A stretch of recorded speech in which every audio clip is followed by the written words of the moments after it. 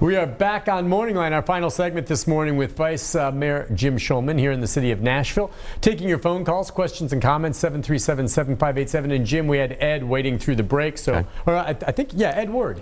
Edward, good morning. Hi, Edward. Hey, how you doing? Good. What's Edward. on your mind, Ed? What's on my mind is I was just wondering about the gentleman who threw the house party and got a charge.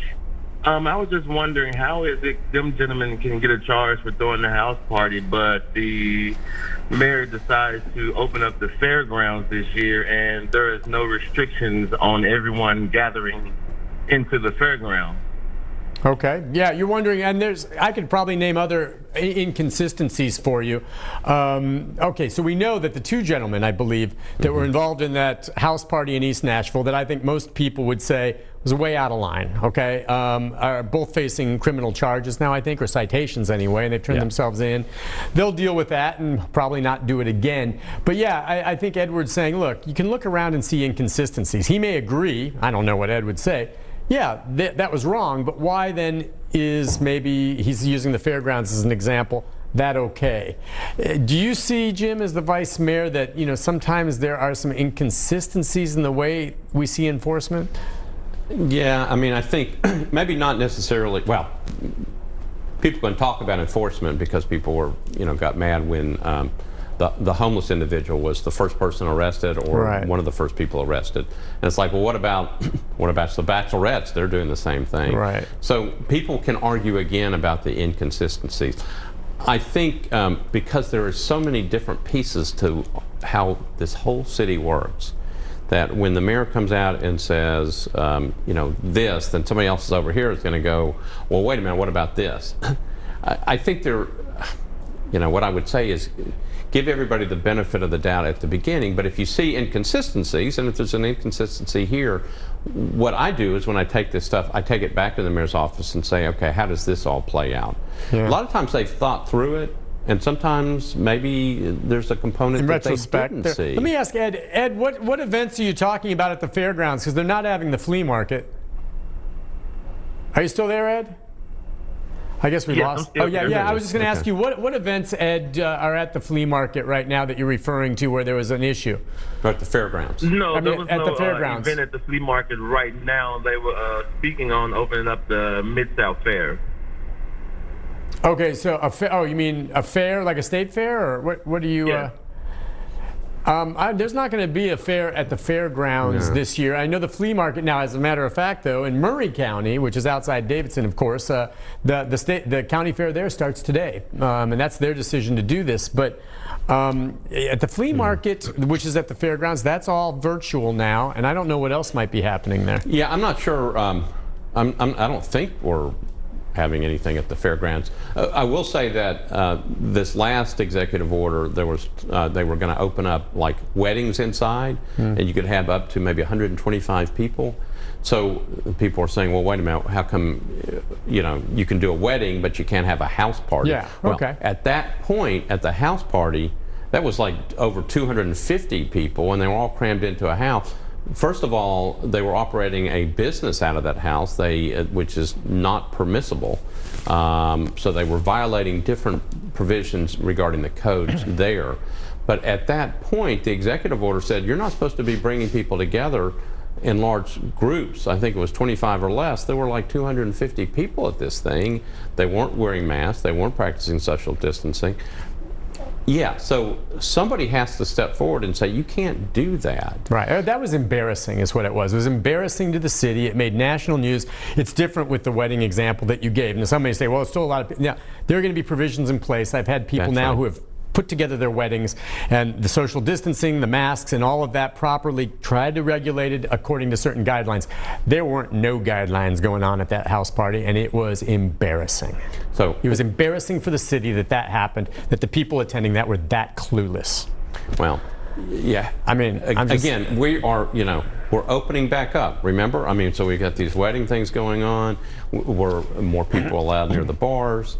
We're opening back up. We're going back now in a more, what most people would say, is a more positive, open direction.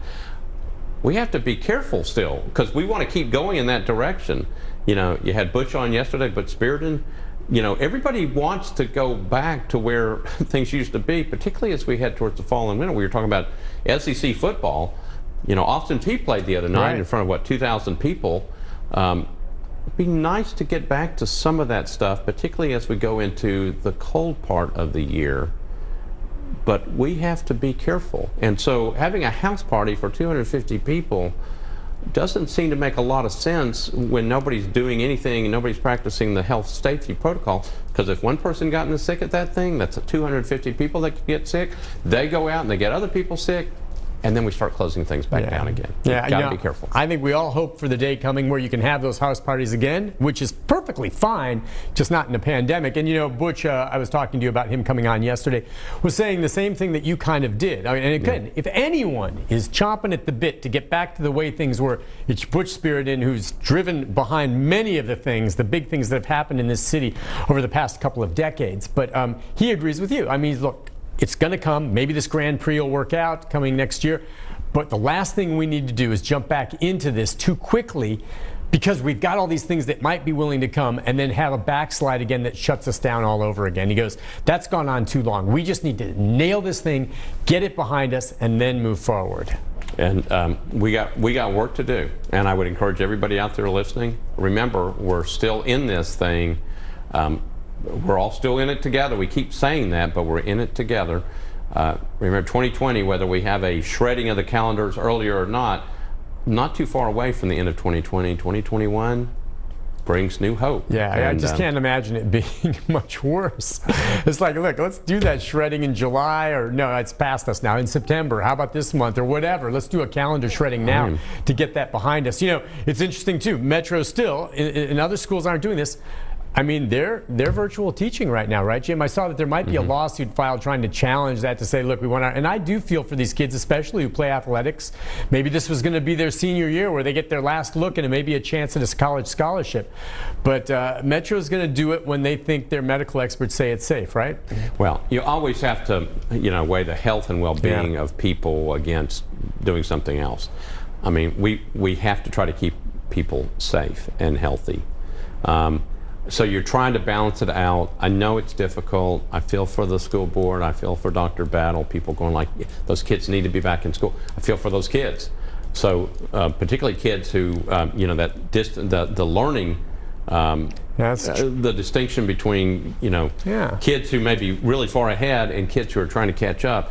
Virtual learning, I think it makes it more difficult. It's hard. I think everybody probably understands that, but they're trying. And so, just everybody keep together. We'll get there. Dr. Battle's going to come on the show on Thursday, and she'll face the music, and we'll ask her about what she thinks moving forward. But yeah, these are tough decisions that she's made, and that the mayor's made, and that our council has made, and not everyone's happy with it, and there's always going to be disagreements. But if anything, I don't know, Jim, I mean, do you feel a little bit of optimism? It's interesting when I see these news stories, and I know Phil Williams with our I team has done, I think, a great job charting and crunching the numbers all the time and giving us, every time he comes back with something, because Phil doesn't sugarcoat it. If it's gloom and doom, he'll tell you. But when all of a sudden there's some positivity in some of his reports, it just makes me feel good. Like, you know what? And that Metro, that yes, it's clear masks and distancing is working with the mandates, because the numbers, instead of 200 or 300 new infections every day, we're maybe getting 50 to 100. It's getting better. And that makes me feel good. And I hope it does others, to say, look, there might be a light at the end of this tunnel sooner than we think. Well, so remember, as we started the show, I was talking about this year for the council, we're trying to focus on do right, do good. Yeah. Good things for the city. Okay, so those numbers are getting a little bit better. Good thing. Phil Williams' stories, a little bit more positive. Good thing. Dr. Battle, the mayor, I can tell you that the stress level on those individuals is just amazing. I can imagine. And so I know people can go out there and go, well, they got put in these things to deal with that. I don't know if anybody really expects to be trying to deal with a pandemic. Just remember, they are trying to do the best they can. And people may say, I don't care. I'm just telling you, after dealing with these folks, everybody's trying to do the best they can. Remember that. And then, again, as we've always said, pull together. We got a ways to go, but, when you see a little bit of light, that's a good thing. So I'd like to see some more light. Let's keep pulling together in the right direction. Yeah, like I said, we know what kind of works. Jim, thank you. Where are you heading from here? I'm going to work. You're heading to work. Got a council meeting tonight. Hopefully it won't last over past midnight. You just never know with that, do you? Yeah. All right, listen, have a good day. Stay safe, and thanks for coming on. We'll see you again next week, all right? All right. All right, sounds good. Listen, we'll take a break. Come back. Programming note about tomorrow right after this. Stay with us.